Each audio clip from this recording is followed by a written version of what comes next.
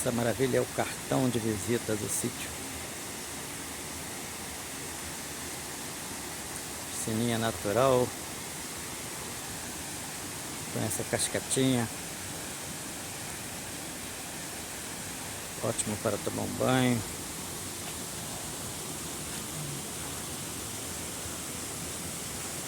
É disso que vocês gostam?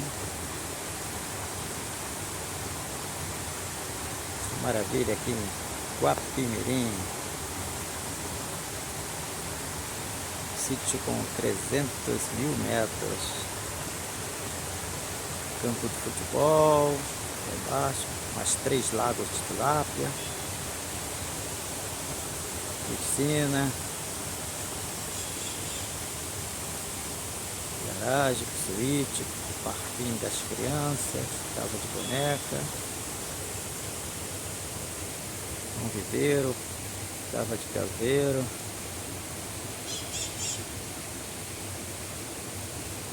Aqui a churrasqueira. Churrasqueira.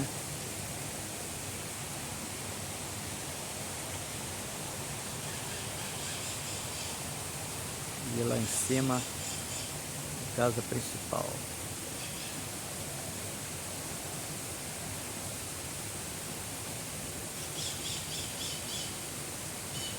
Casa principal 3 quartos grande.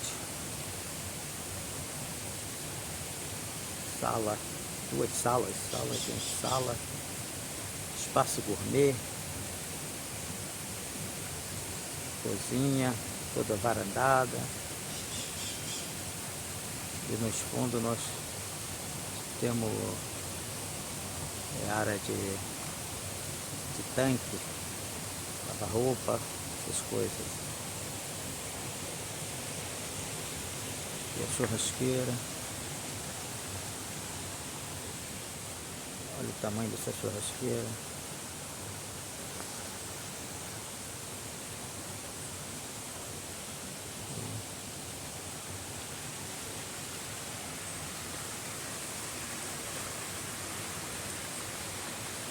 E riachozinho que tem lá do reservatório. Uma nascente que abastece toda a casa, toda a propriedade. E enche a piscina. E o excesso enche as piscinas de azulejo, né? E aí nós estamos enchendo agora. E forma essa piscininha natural. O restante vai por lagos e deságua num rio maior que passa em toda a frente do sítio. Nós temos 600 metros de rio, que também é ótimo para banho e piscininhas naturais.